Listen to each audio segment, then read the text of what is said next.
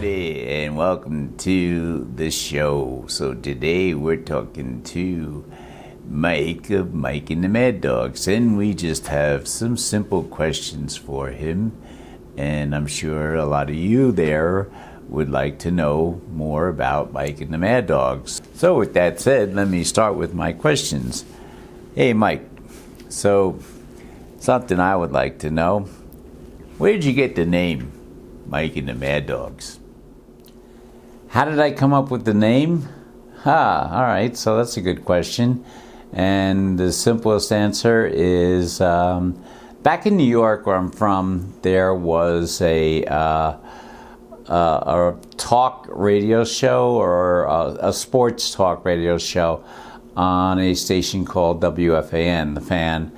And it was a station on AM radio. I would listen to it because at the time, my job, I was driving a band and I was in the New York City area and surrounding, but what it was is I would listen to this show. And it was two people on the show, Mike Francesa and Chris Russo. Chris was nicknamed as the Mad Dog. So all these years later, when I wanted to come up with a name for the business, and there was so many you can do. I mean, you start a hot dog business, and what is it you want to do? Well, yeah, the names are not like endless, but I thought to be somewhat unique, I would go with Mike and the Mad Dog. But instead of Mike and the Mad Dog singular, it was Mike and the Mad Dogs plural, because since I was selling hot dogs. And the other thing too was that I did not want to just rip off their name completely. Not that I was afraid of any legal ramifications, like a lawsuit or anything like that, because come on, you're talking about a single little, but the fact is that I was going to be a registered LLC. That could maybe bring some attention, and we just didn't want any of that. That's interesting. Okay, so what else? Whose idea was it to start the business? Get this thing going. Who started the business? Well, that's a very good one with regards to the way it started. There's two people involved. There's myself, naturally, and there is a gentleman I was working with at the time at Dell Services there. His name was Ted Fox. And the way it started was I was talking to Ted, and I was saying I was getting tired of doing IT, doing end user support, working with computers, all that stuff. I was reaching, not burnout, but I was tired of it. Oh yeah, that can be pretty, one of the hazards of the job, I guess, huh? I was tired of it. I wanted to do something different, but I couldn't think of what I wanted to do.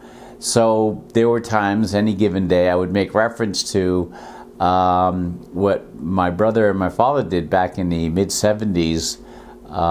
They went into some sort of partnership and got a step van, and inside was a steam table, a grill, cooler, all that stuff. And he went out and started selling hot dogs. And one summer I got caught up with it, and I enjoyed it. So all these years later, I was talking to Ted, and he was pretty much very excited about it, more than I was, believe it or not. But and he would become the driving force, or just that person behind you that would push you and get you to the point of where, hey, listen, I think this is something you may want to look into. So that was, so it was two people that really got it going. There was the underlying, the silent partner, and there was no partnership because everything financial and so on was all solely mine, not his. But that's not important.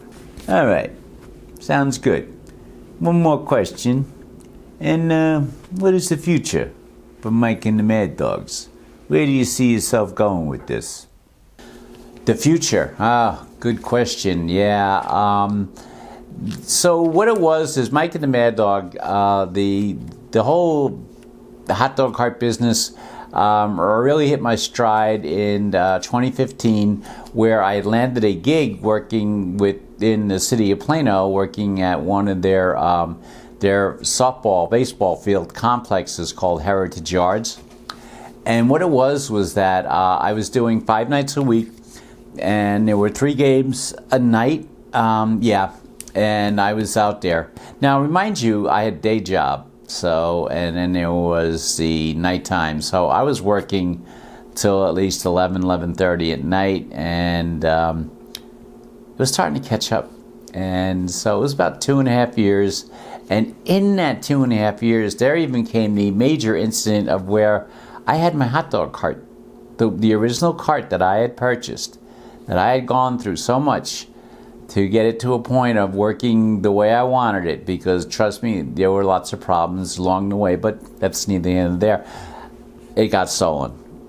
It had a trailer hitch on it, some, unscrupulous, whatever, ne'er-do-wells, and came in middle of the night, took it, hooked it up, gone. Now, a lot of it was my fault. I didn't really lock it. I became complacent. So the future.